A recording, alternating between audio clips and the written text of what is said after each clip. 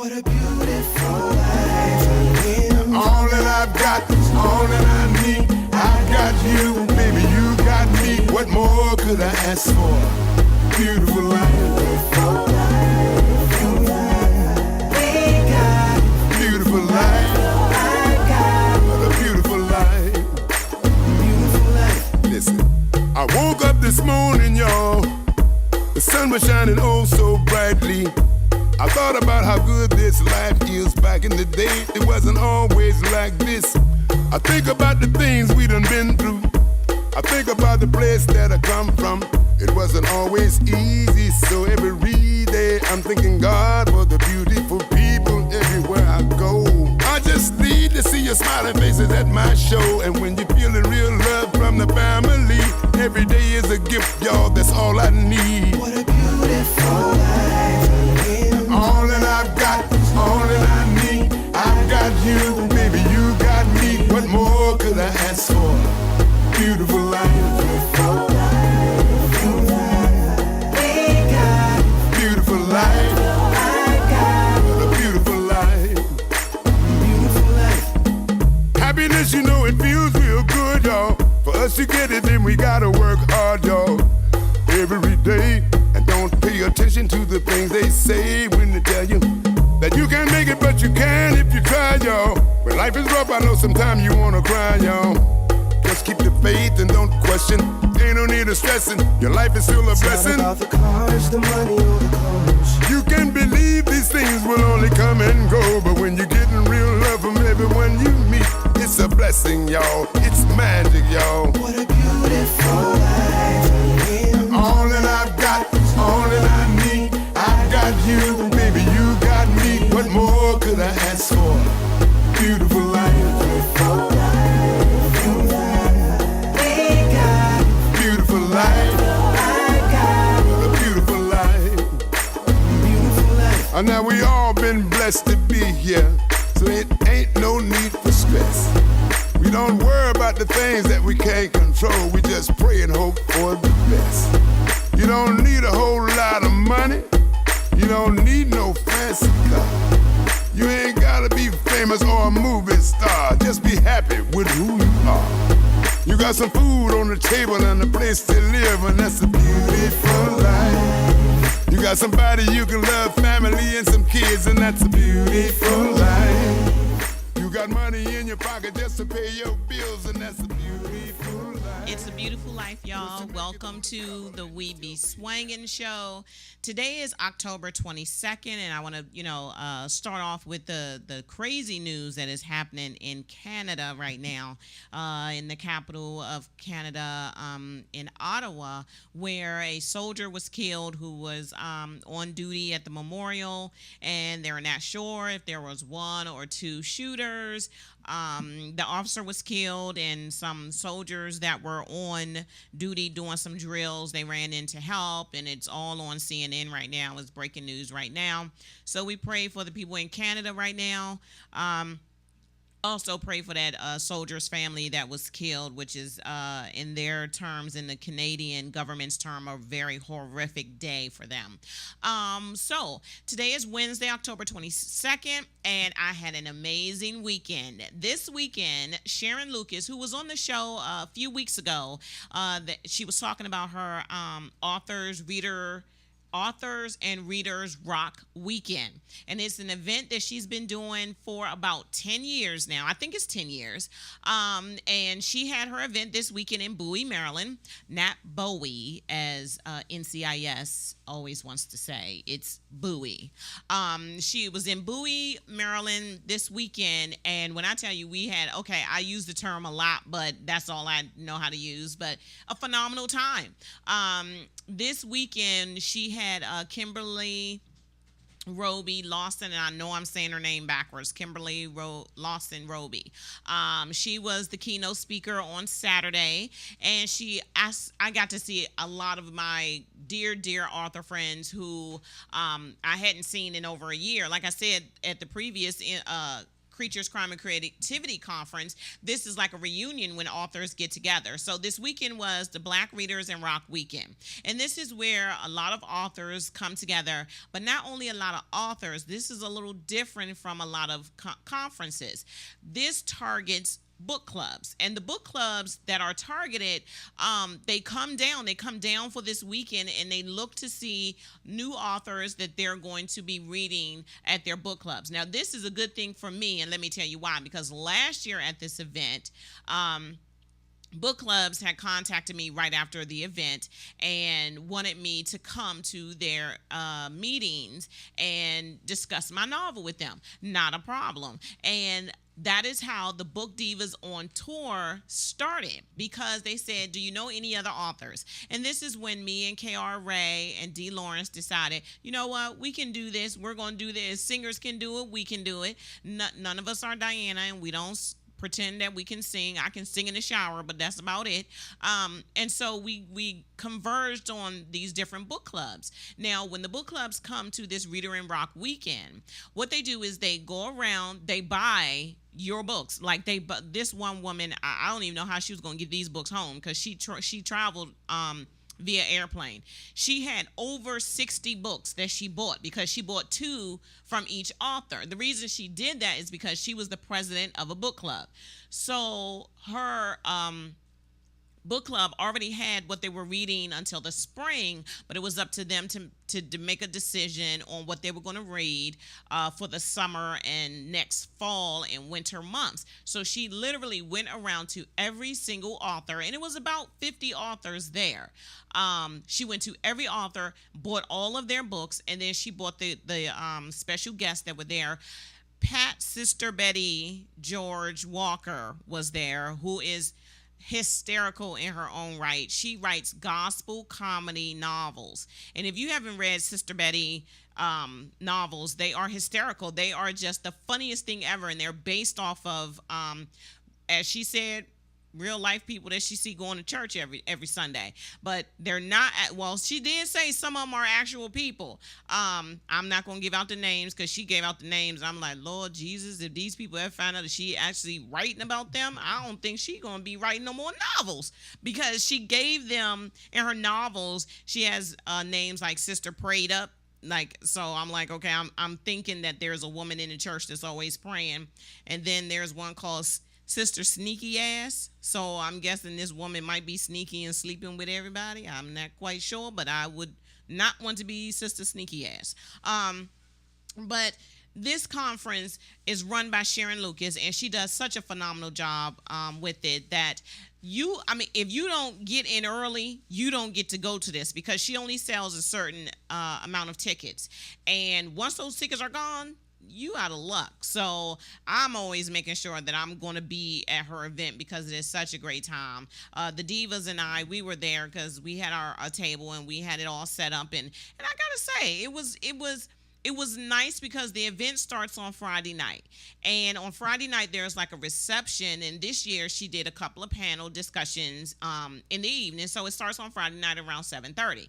And we have small snacks. And, of course, we have plenty of wine, because, you know, authors like to drink. It's not like we might not be, we could be alcoholics, but I'm just saying, but we do like our wine and our occasional hard liquor. So we drink and we talk and we reminisce, and we get prepared for Saturday, because Saturday begins early. When I say early for authors, early is anything before 9 o'clock. And so Saturday festivities begin at 7:30, and at 7:30, right off the break, you are talking to different people coming to the conference to buy your books. You're talking to the book clubs. You're talking to Sharon. She has it all, planned out on what needs to be happening. And I took a few pictures. Okay, I took more than a few pictures, but I could only bring a few with me today. So I took a few pictures so you could see just exactly what goes on at these different events. Now, that was where I was setting up, because the Divas and I shared a table, and they normally show me up. And this time I had to make sure I showed them up, because it was like I normally never go all out, but those beautiful flowers came to the studio last week, and so I decided, hey, they still look pretty good. I might as well take them so everybody else can get them in. I went to a winery, a wine festival, and down in St. Mary's County. I didn't even know that St. Mary's County had a winery there. So this is from the Leonardtown Winery, which was the best. And then my intern the ghost intern of the show gave me the glass that you see sitting there because she knows me so well. I mean, it is all about the books and the shoes. And then, there's my novel sitting to the side. So that was the beginning. I had to set all that up after having a few drinks on Friday night. I had to get up 6 o'clock on Saturday morning. So I'm surprised it looked as good as it did. And then we start off by going to panel discussions. And then, she does this whole photo shoot type of thing where she lets you all just go up. And so we have an honorary diva, that's Diane Burt Hayes. She was one of our honorary divas, and this was on a Friday night. This was Friday night's red carpet event. So, we actually got to feel like we were kind of sort of important. So, which was so funny because everybody wanted to take a picture with the divas. So, I think I was looking pretty cute that night. I was, it was cold, and I really wasn't sure what to wear, and it was like, okay, I got to have a block of color because we always try to do blocks of color with the divas. So, we posed on the red carpet a couple times. And then, all the other authors that are there is, like I said, it's like seeing your old friends. Like, it's almost like a class reunion that happens once a year instead of every 10 years. And so that was the Divas official photo for the event because we had to, this was Saturday morning. We have to take official photos. So there was a photographer going around and we had to do our official photos. So there I am, and in the middle is D, and on the end is KRA. And like I said, we were all on panels and we were discussing our novels. And because my novel, I don't really talk about my novel a whole lot, but because my novel deals with domestic violence, and this month is Domestic Violence Month, every book and every Kindle sale that I have, proceeds, I am donating some proceeds to help domestic violence victims. So I'm asking everyone out there to please pick up my novel. And my novel is called Let Me Just Say This. It's by Swangin Webster. And like I said, proceeds will be donated to help domestic violence victims. And if you can help me out with that, greatly appreciate it. And my campaign doesn't just end this month. Domestic violence is something that's in the news a lot because of the NFL with the Ray Rice situation. And I don't say a whole lot about it, but I mean, I know people that have been through it, not me. But people that have been through it, and sometimes you kind of try to figure out what's going on, why she stayed. Well, in my novel, it gives you a little insight on why she does stay. Now, okay, granted, there is a second part to it, so she does get out, but you need to understand the rationale of why she is staying in this situation for as long as she did. So again, pick up my novel, Let Me Just Say This, by me, Swangin Webster, and help me help people of women and men, because let's be clear, domestic violence happens to men too, because we've seen them heavy-handed aunts and aunties and grandmas of some people that will slap a man upside the head just as quick as she blinks. So it does happen to men. Not a lot of men won't report it, but it does happen to men. So help me help the victims of domestic violence by picking up either the Kindle copy of my novel or the paperback copy of my novel. So with that said, like I said, I've been on the road for months, I believe. I mean, it feels like I have not been in my own bed for months at a time. And when I tell you that the Book Divas on tour, the tour is ending, people. Let me just say that again. It is ending on November 15th. That's it. We have been on the road for 8 months. 8 months, every single weekend, Friday, Saturday, and Sunday, we have been on the road, been in a different state, in a different city, in a different bed, in a different hotel, and we are tired. We are tired. See this face? That's the face of a tired woman. But it will start again in spring of 2015. And why is it going to start in spring of 2015? Because we tired and we want a break and we want to enjoy the holidays and we're not going to go anywhere in the snow and the rain. Now, Personally, we all have new novels coming out. I have another novel, which is the second part to this, coming out in April.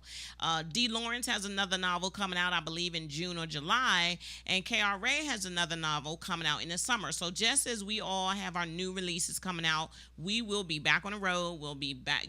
Right now we're already booked. We're already getting booked for things coming up in April and May. So, we had to make that decision that we were going to stop because we were supposed to stop in the last week in September, which then got pushed back to the second week in October, which has now gotten pushed back to the second week in November. So we said if we literally don't stop, we will continue to go on. And I don't want to miss Christmas. I'm a Christmas person.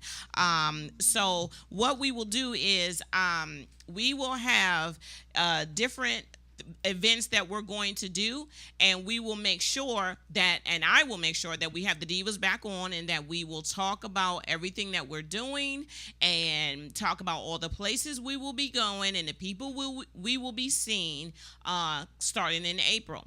Now, today I have a special guest. Her name is Kathy Boris, and I'm hoping I'm saying your name right, Kathy. Last name right is Boris? Boris, yes, you are. Okay, so we have Kathy Boris with us, and Kathy is an author. She is an author of nonfiction. Now, and it's so funny because Kathy thought, I don't write fiction, and I was like, this show is not just about fiction novels. It's about all authors, and it's about whatever they are writing. And so Kathy is a world traveler, a freelance writer, and the author of the books 500 Buildings of Paris, 1,000 Buildings of Paris, and The Fearless Shopper. And that's the book I really want to talk to you about, The Fearless Shopper, because I love shopping. She is an essay contributor to Fits, Starts, and Matters of the Heart. She's the co-author of The Business of Crafts, and her writings have appeared in The Washington Post, the Boston Globe, the Washington Flyer, Art Business News, Bethesda Magazine, and France Guy. She is the former assistant director of and merchandise manager for the Smithsonian Institute Museum Shops, and she lives in D.C. She is a itinerant soul, she describes herself as, and she's the mom of Josh. She draws her inspiration from far-flung cultures as well as those cultures that are close to home. So I want you to welcome Kathy Boris to the show with me today. How are you? I'm fine, thanks. Delight to be on with you. Good. And first we're going to talk about your 500 Buildings of Paris. Now, I know it's in paperback, but it's also available in Kindle. But how did you decide that you wanted to do Buildings of Paris? Well, I wasn't the decider. Okay. The publisher who originally came out with the series, publishers in New York, Black Dog and Leventhal, they already had a book, 1,000 Buildings of New York. And the next one the publisher wanted to do was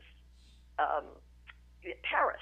So he knew my writing from The Fearless Shopper, and I had worked with him a number of times at the Smithsonian. He did books for us for the museum stores,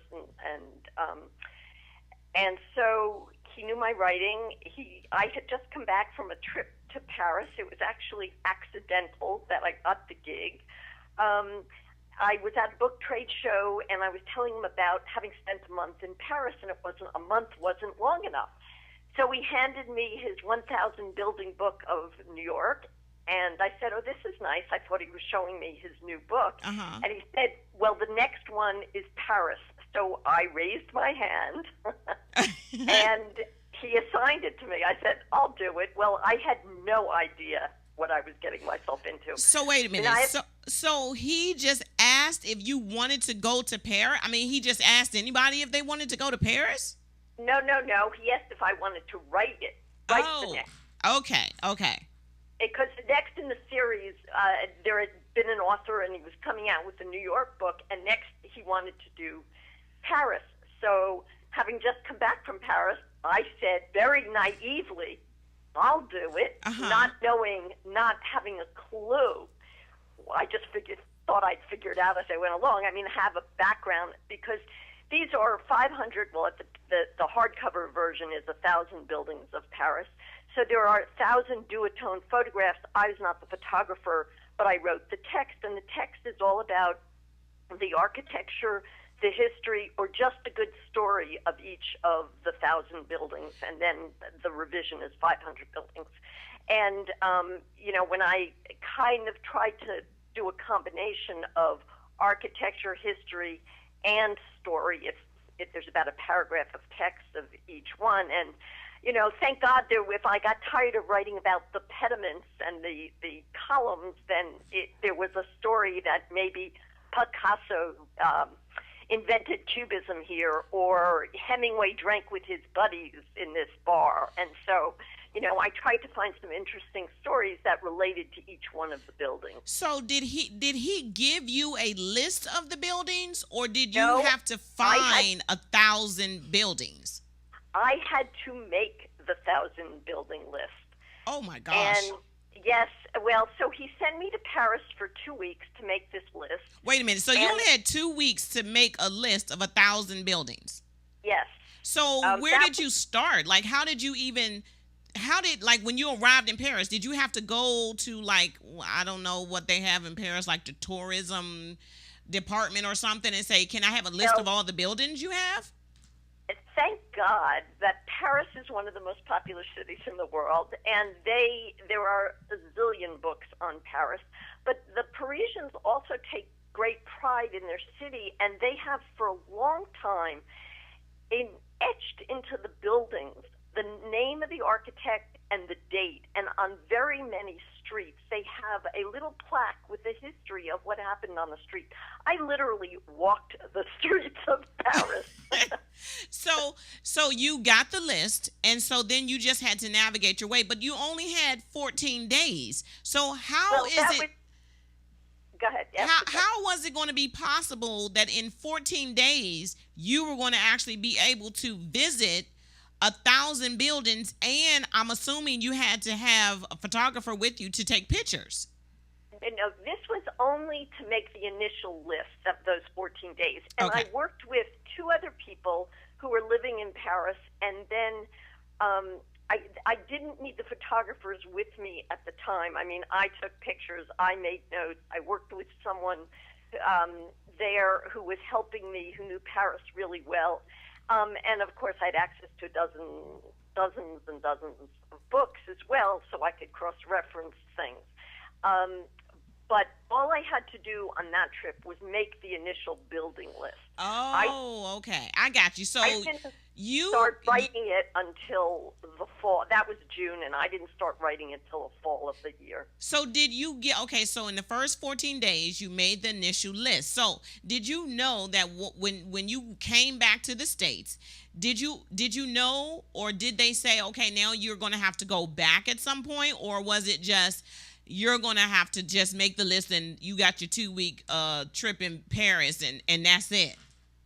No, actually, I knew I was going to have to go back. The publisher at the time thought I could write the whole thing from my desk in Washington, D.C. Okay. But I took it for the opportunity that it was, and I found myself a small studio apartment and a little workspace in actually what turned out to be a Japanese news bureau, so I could get away from the studio.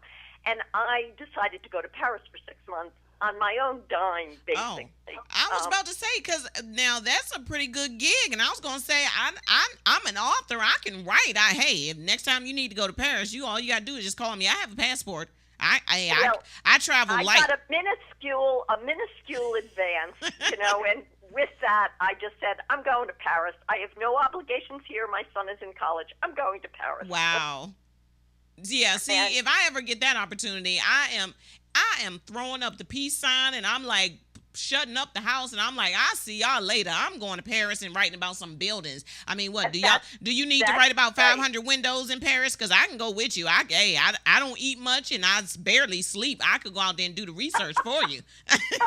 Well, I barely slept also, but because before I left, I actually started doing some initial research before I left, but because everything's on the internet now, we think it always was, but when I was doing the initial research, it's 2003. Only the major places really had massive websites. Right. So when I got to Paris, and before I left, I had a very mathematical friend who said to me, "Oh, well, he calculated the days to my deadline, and he said, well, this means you're going to have to research and write 5 buildings a day." And I naively thought, piece of cake, 5 buildings a day. Like 5 buildings a day. Who couldn't do that? It's only 5 buildings, and you figure if you're going to do it in 8 hours, that's what, 1 building every couple of hours? I mean, I'm bad with math, but I know that, it ain't going to take that long to write 5 buildings. Exactly. Well, except that what happened was I got there in early October, and it was the entire month of October were these gorgeous Indian summer days, which is kind of rare there. But every time I was working on a building, and I thought, I don't really remember this, and it was so gorgeous, I thought, let me run out and take a look at it.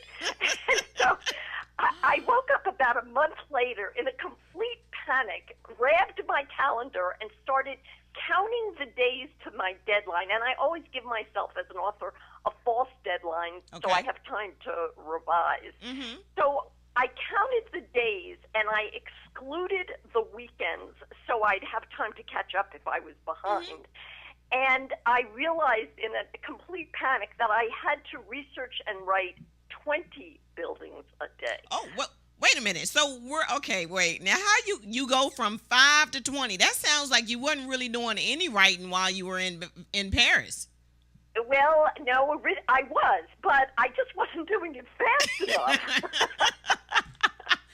So, and you have to distill it to, because when you only have a paragraph to use, right? You kind of have to distill it to something that's meaningful. And so I tried to find the most interesting aspects of the building, because you can't write about everything in a paragraph, and still kind of make it narrative and a story if I could. And I also had the wonderful help of a young Parisian architect who happened to be getting a PhD in the history of architecture in Paris. And so he would sometimes walk with me in the street and go, "Now you see why that building's receding and this one's coming forward? That's because this particular thing happened in this street over this course of, so many years."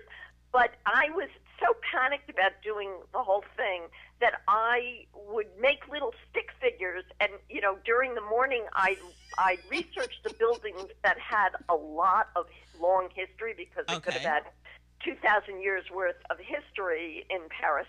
And then in the evening, I would walk back to my studio, and I had a kitchen sort of bar counter where I'd stand up writing still till like 2 or 3 in the morning, and I now know what it feels like to fall asleep standing up. But I would do the modern buildings at night, so I didn't have to research so much history.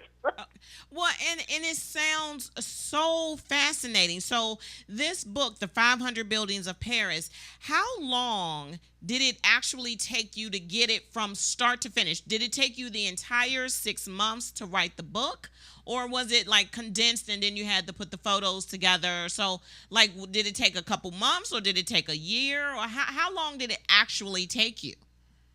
Basically, I had a deadline of 6 months. Okay.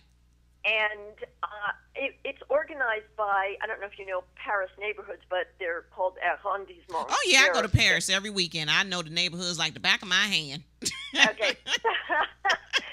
So it's organized by arrondissements, the 20 arrondissements. And then I worked on each section, and as I kind of completed it and revised it, would send it to the editor. Now, it took them, the publisher, another 6 months. The publisher was coordinating with the photographers. Okay. I was also coordinating with the photographers in Paris, because very often we had to substitute from my original building list, because maybe there was scaffolding in front of the building, so the architects couldn't take a pit photograph.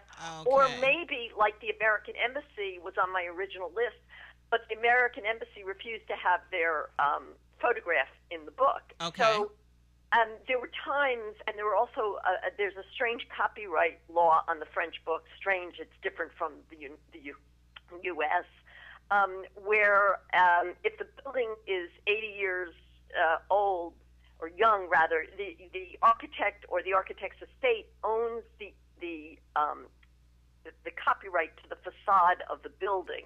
Now, if you're just a tourist and you snap a picture, no big deal. But if it's going to be published, you have to get their permission. Wow. So for the modern buildings, I was constantly making and adjusting different lists because the photographers sometimes had a substitute, and then we had to wait for permission from the French publisher that the publisher was waiting with. So it took a long, it was another 6 months. This publisher works very quickly, but it was a good 6 months. And then when I thought I was finished, I got an additional 75 buildings that I had to rewrite about or write anew because the photographers forgot to tell me they substituted some buildings. Wow. So it was like the never-ending book of 500 Buildings of Paris. Exactly. And in fact, you hit it exactly. But there was some point where I went to sleep some nights going, I'm never going to finish this book. And see, you thought it was the dream job assignment, and then it kind of turned out not to be so much. I mean, the buildings are amazing in Paris, and I can only go off of pictures. Like, that's on my bucket list to go to Paris.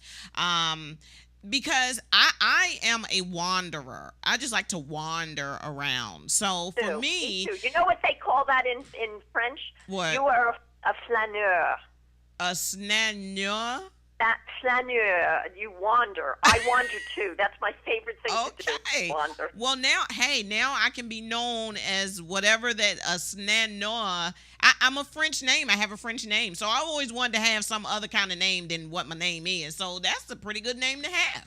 So now you went from the 500 Buildings of Paris, and then you wrote The Fearless Shopper, or did the Fearless Shopper come first? The Fearless Shopper came first. Okay, so The Fearless Shopper, and for me, I'm always looking for a great way to buy something cheap and looking for, a great bargain because I'm a shoe person. And if anybody can tell you anything, that's why the show is all about books, shoes, and writing. Shoes came before writing because before I sit down and start writing, I got to buy a new pair of shoes. That's just like if I go anywhere, I got to buy a new pair of shoes for however many days I'm going to be gone. So when I saw the title, The Fearless Shopper, I'm like, oh my gosh, I can learn some tricks of the trade from you because you say that we can learn how to haggle in an open air market even if we don't speak the language. So, and how we can spot ripoffs and scams and how to avoid them. So tell me the number one way that I can spot a ripoff. Oh, it really depends, where you are, and there isn't a number one way. I really, that would be a difficult one to answer. Okay. Because I guess the best way would be to do your homework in advance. Okay. I mean, if you know what you're looking for, and now it's so easy to go online and see what price something should be, what the price range should be. If you're knowledgeable about a particular item, for instance, shoes. Right. And I got to tell you, the big question I have for you is, do you really wander in those shoes? I don't know how you could walk in them. I do. I actually work in a middle school, and I literally walk all day in the shoes, like the shoes that is on my logo right now, my show logo right now.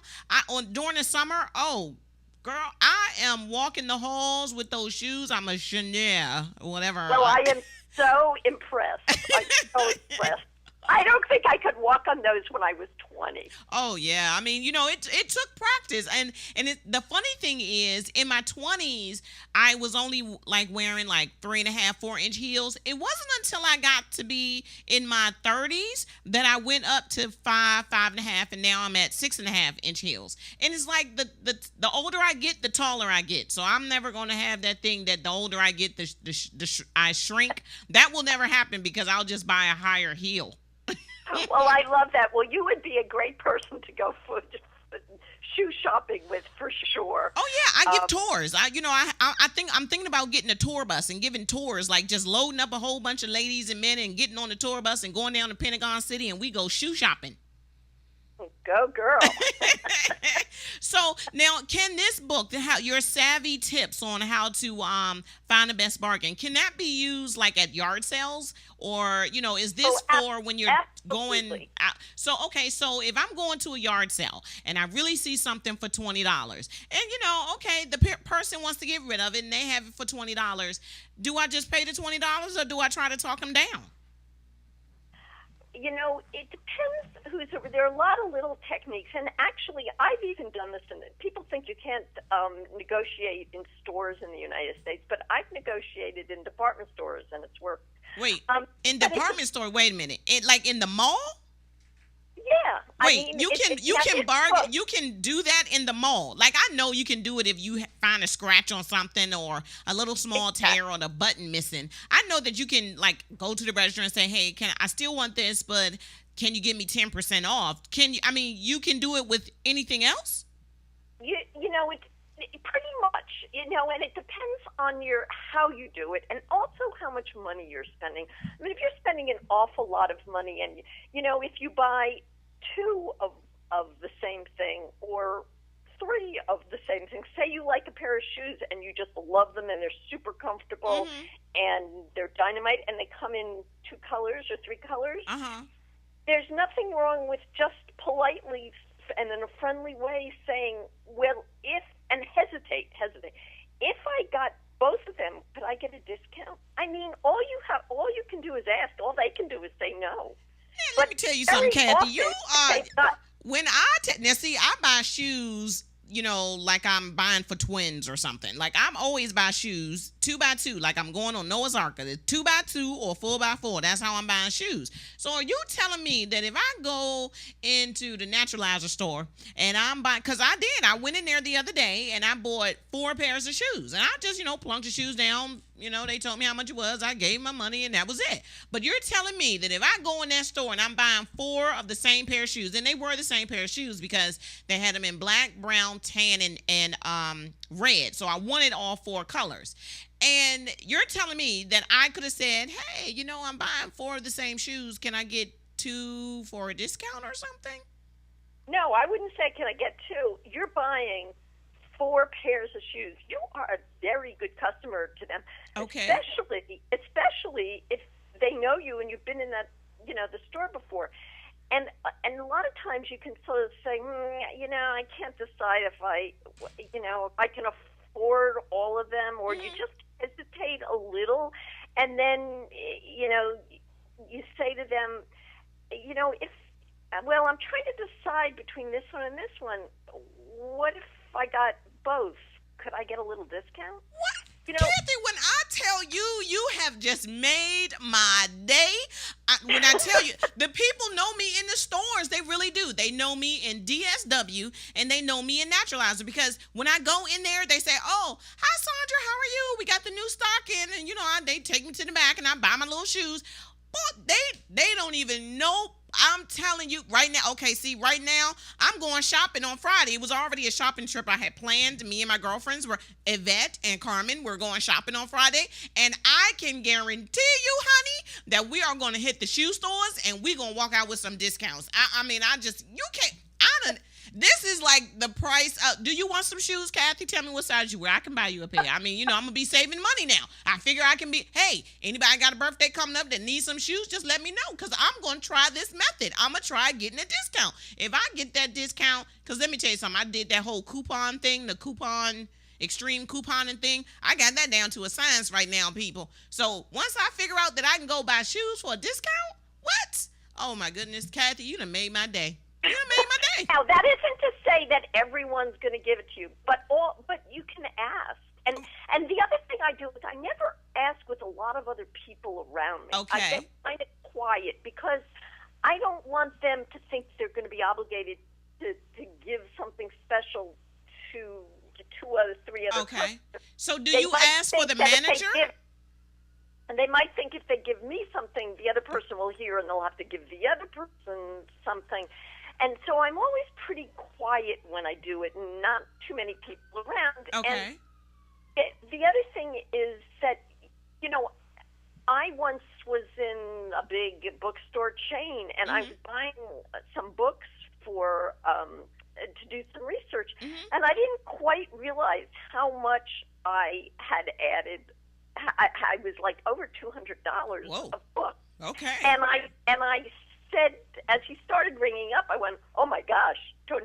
And I kind of jokingly, but not exactly, said, "Don't you have a discount for a good customer?" And the guy ringing it up laughed, and I said, "You're laughing, but I'm serious." And he goes, "Oh, I think we have a good customer discount today," and he gave me 20% off. What? I mean, I would have bought them all anyway. But you got a discount. I asked. Wow. It never hurts to ask. Never, if you see, do it politely. That's the tip of the day, people. I'm going to ring the bell on that one. That's the tip of the day. It never hurts to ask when you go in the store. Now, Kathy, I'm going to let you know, if I ever see you in the store, I'm just going to be walking right behind you, just quiet. I'm going to be walking right behind you because I'm figuring, hey, she might get a discount. I'm going to need to be able to be, I'm going to say, oh, I'm her friend. I'm with her. So, and I'll just put my stuff on the counter with you so that then all of it will be discounted. Just so you know, Kathy, if I ever see you out in the store, I'm going to be stalking you just so that you know this black woman right here will be stalking you. So don't be afraid.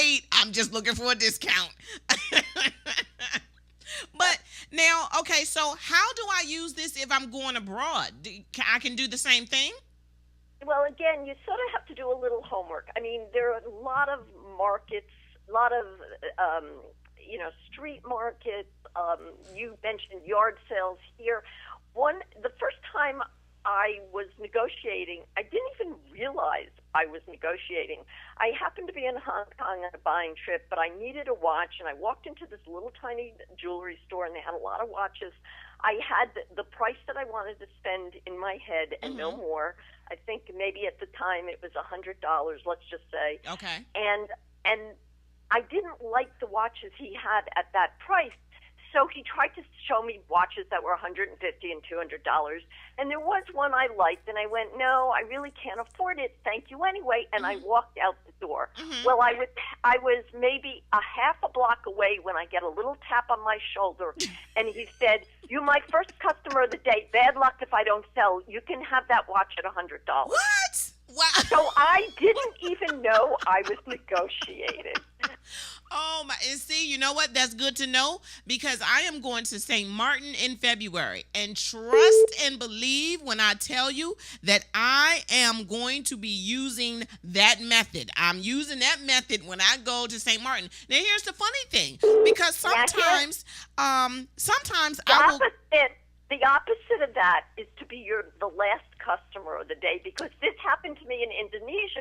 It was a night market. I saw a couple of watercolors that I liked, and the guy wanted some absurd price, and he might have said $100, and I said, "Nah, they were worth 20, or and I walked away, and a little tap on my shoulder. "You're my last customer of the day. I give them to you." Wow.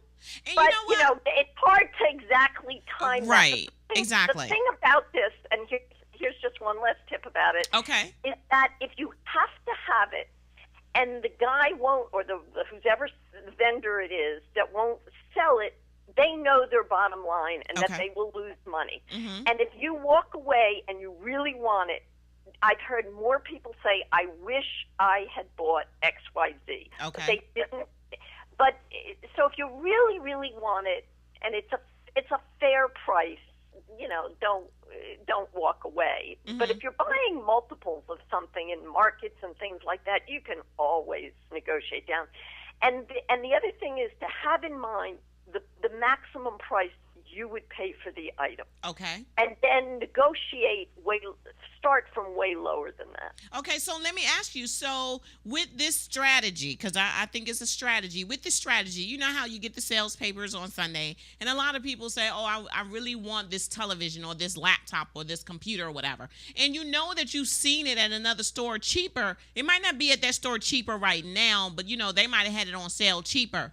And some stores will price match. Like, say I go to Best Buy, but H.H. Gregg had say I go to Best Buy, but Staples might have had the iPad a little cheaper. So, but it was on sale, but it's not on sale now. Should I also try that strategy like at Best Buy and say, "Hey, but last week, Staples had the iPad a little bit cheaper. Should I try it like that? Or should I just be like, okay, I'm just going to get it, or just try to, see if they'll give me the lower price. Absolutely try it. But I wouldn't even say last week. You can just say, I just saw that in Staples for less. Will you match their price? Again, all they can do is say no. Right. Or, a customer in hand is worth a lot. Right. What? I'm going to have to get this book. I'm going to need to get this book because I'm going to need some tips. And like I said, I think I do it, but I don't follow through because when I was in Curacao, I went to Curacao in February, and I was looking for something for my grandbaby. And, you're on the little shops, and I was like, oh, yeah, that's cute. But I did see it down at the other places, so I just walked away. But the woman, she was like, no, come back. And I was like, no, that's okay. I'm just going to walk further down and go get it. And so I think if I had went back, she would have given it to me for the lesser price. But I was like, oh, I'm just going to go back down and get it where I saw it, which was cheaper. So now I need to not be so impatient. Now, I'm not known for my patience. So people know, well, if you're going with Sandra, she a little impatient. So be quick about it. So I guess this is all about timing and waiting, correct? And patience, absolutely. Well, you know what? That's what I'm gonna have to do. I'm going now. Look at here, people. If you see me in the store, don't bother me because I'm trying to get a deal. Now, I'm just gonna tell you that right now. I'm just gonna be trying to get a deal. But are you on Facebook or Twitter or anything? Yes, I have. I'm on Facebook. I'm on Twitter. I'm on. In fact, I have on my fearlessshopper.com website tips on bargaining. Oh. So they're called bazaar bargaining. Okay. When you're in the bazaar, Okay, so that's fearlessshopper.com. Yes.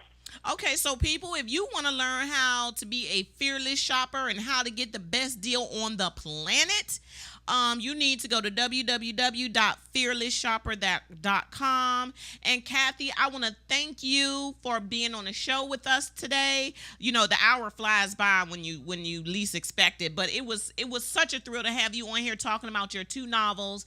Do you have any new books or any new novels that you're working on? I am working on a book about courtesans. Okay. And a children's book. So we'll see. But it was an absolute delight to be on your program. You're a lot of fun. Oh, thank you so much. And you know what? When you have those other books out, then I need to actually have you back. And you know what? I'm going to have you back anyway because I'm going to try some of your tips on being a fearless shopper. So I'm going to get me and some girls together and we're going to try this. And if it works, we're going to have you back on so we can tell you exactly what we did. You might need to do a new edition of the book or something. All righty. Thank you for being on the show. Ron, thank you so much. Bye-bye. All right, bye-bye. So as you can see, let me tell y'all something, people. See this face right here? I'm going to be all up in the mall this weekend. When I tell you, I can't even believe that you can bargain for almost anything. Honey, let me tell you, Carmen, get ready. We going bargain shopping. And when I'm in St. Martin, I'm not paying full price for nothing. I'm already letting you know. I ain't even going to take that much money. I'm going to be bargain shopping in St. Martin like a fool. What? DSW and Naturalizer Store, get ready for me. Please, just get ready. Just know I'm going to ask for a discount. And I'm in the store. Heck, I know when your shipment comes in. I know that you get your shipments. I'm not going to say today because I don't want everybody to be in the store when I'm in the store. But I know when the store, your truck comes in. So just know on that day because I know that you're going to have some boots in there. Because remember we were talking about the boots? Yep, we were talking about the boots, Anthony. So I'm going to be back in there, Anthony. I know you're listening to me. Hi, Anthony. So I'm going to be in the store, Anthony, and I want a discount because I'm going to be spending way more money than I should be. So today has been, I start out my show every day. I want to say hi to my Skittles friend. It was so funny. Somebody asked me, oh my God, what? Why you call her Skittles? And here's the thing behind Skittles. Skittles and I, which is Paula, we met in New York City at the Thriller Fest conference a couple years ago. Somebody walked up to us. We were sitting there talking. I had a purple top on. I think she had like a red top on.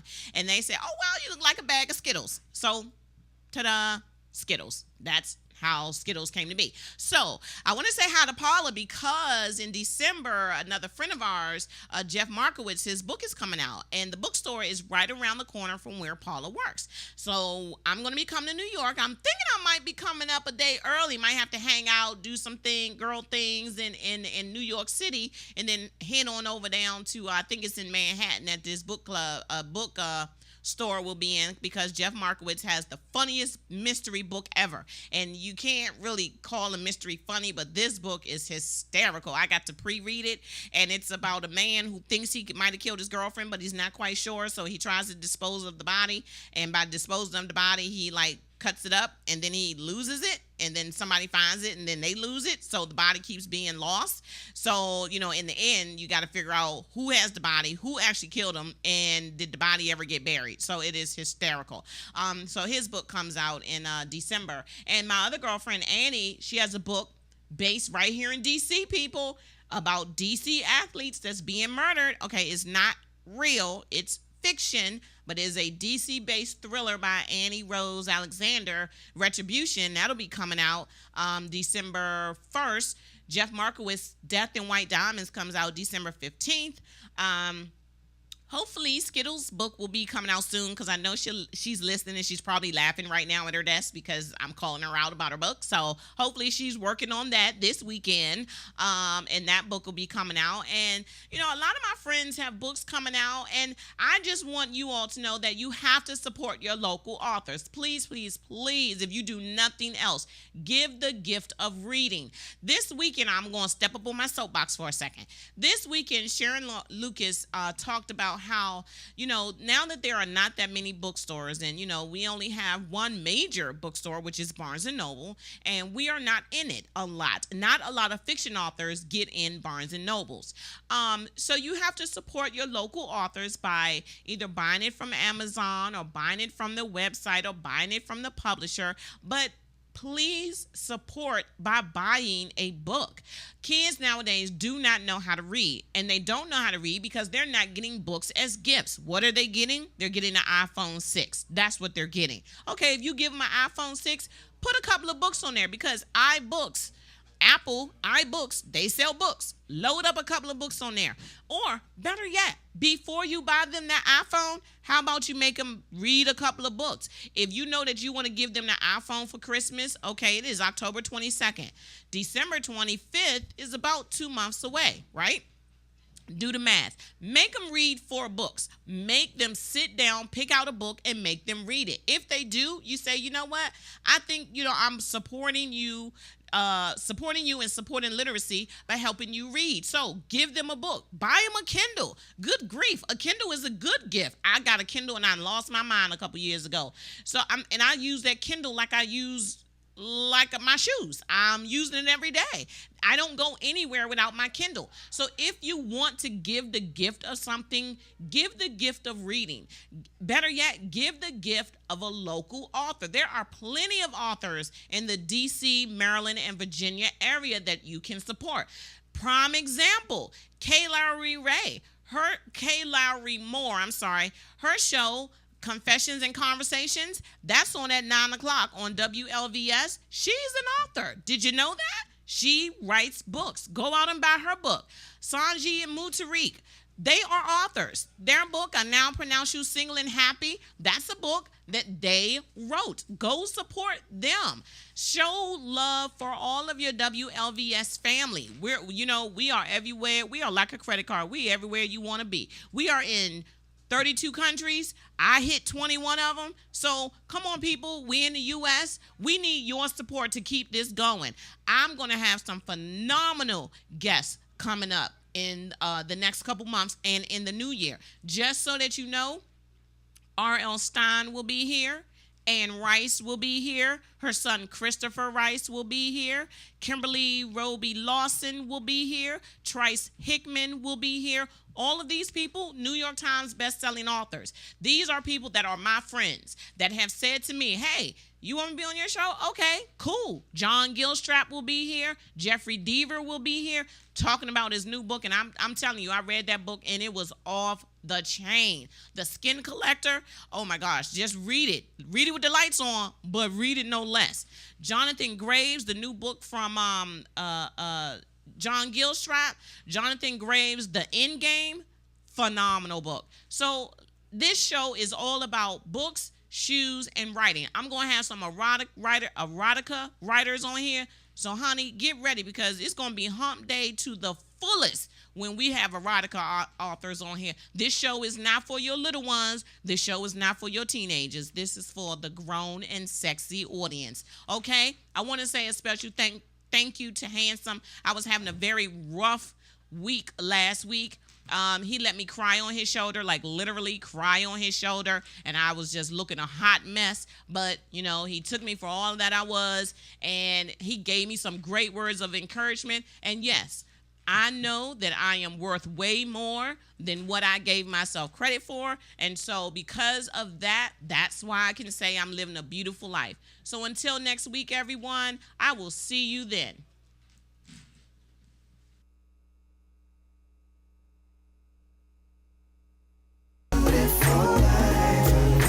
All that I've got is all that I need. I got you, baby, you got me. What more could I ask for?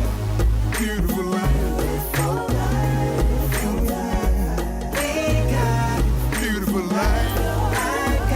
What a beautiful life. Listen, I woke up this morning, y'all.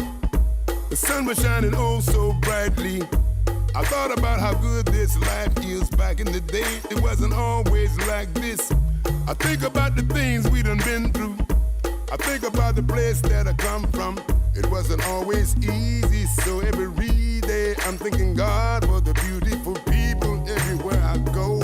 I just need to see your smiling faces at my show. And when you're feeling real love from the family, every day is a gift, y'all, that's all I need. What a beautiful life. All that I've got is all that I need. I've got you, baby, you got me. What more could I ask for? Beautiful life. Beautiful life. What a beautiful life. Happiness, you know, it feels real good, y'all. For us to get it, then we gotta work hard, y'all. Every day.